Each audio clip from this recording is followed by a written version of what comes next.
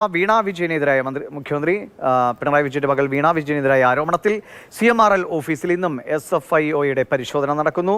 Deputy director Arun പ്രസാദും സംഘവുമാണ് ഓഫീസിൽ പരിശോധന നടത്തുന്നത്. CMRL കമ്പനിയുടെ സാമ്പത്തിക ഇടപാടുകളുടെ കൂടുതൽ രേഖകൾ പരിശോധിക്കുകയാണ് സംഘം. ബിനിൽ വിവരങ്ങൾ നൽകും. ബിനിൽ, കഴിഞ്ഞ ദിവസവും പരിശോധന ഉണ്ടായിരുന്നു, ഇപ്പോഴും പരിശോധന നടക്കുന്നു.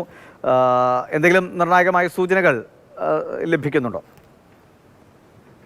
ദിവിഷ്, ആലുവയിലെ CMRL ഓഫീസിൽ SFIO സംഘം നടത്തുന്ന അന്വേഷണത്തിന്റെ ഭാഗമായി ഇപ്പോൾ അവരുടെ ഡെപ്യൂട്ടി ഡയറക്ടർ അരുൺ പ്രസാദ് സംഘവും എത്തിയിരിക്കുകയാണ്. ഇന്നലെ രാവിലെ മുതൽ തന്നെ അവരുടെ പരിശോധനയുണ്ടായിരുന്നു.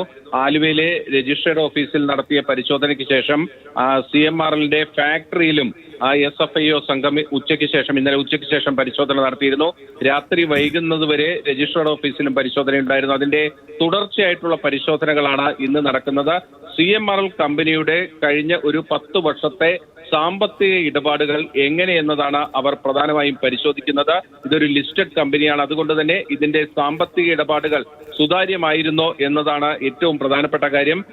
മുഖ്യമന്ത്രിയുടെ മകൾ വീണ വിജയന്റെ കമ്പനിയായ എക്സാലോജിക്കുമായിട്ട് ഈ CMRL നടത്തിയിട്ടുള്ള പണമിടപാടുകൾ അത് സേവനത്തിന് വേണ്ടിയുള്ള പണമിടപാടല്ല എന്നതാണ് IT ഇന്ററിം സെറ്റിൽമെന്റ് ബോർഡിന്റെ കണ്ടെത്തൽ.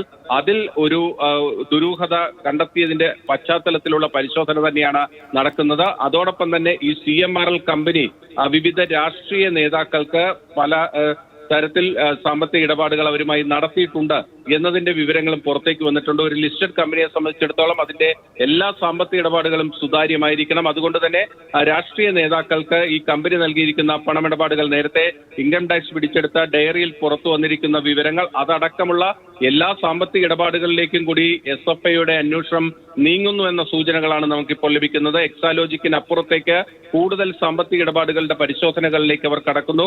കഴിഞ്ഞ ഒരു 10 വർഷത്തെ മുഴുവൻ സാമ്പത്തിക ഇടപാട് രേഖകളുമാണ് അവർ പരിശോധിക്കുന്നത്.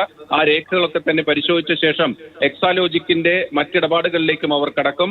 അപ്പോൾ വീണ വിജയന് സമൻസ് നൽകി വീണ വിജയനെയും ചോദ്യം ചെയ്യുന്ന അടക്കമുള്ള നടപടികളിലേക്ക് SFIO സംഘം പോവുകയും ചെയ്യും. ആദ്യഘട്ടത്തിലാണ് ഇപ്പോൾ CMRL കമ്പനിയിലെ പരിശോധന തുടരുന്നത്. അത് 2 ദിവസമായി ആ പരിശോധന നീളുകയാണ്. ഇന്ന് വൈകുന്നേരം വരെയെങ്കിലും ആ പരിശോധന ഉണ്ടാകും എന്നാണ് നമുക്ക് ഏറ്റവും ഒടുവിൽ മനസ്സിലാക്കാൻ കഴിഞ്ഞിരിക്കുന്നത്.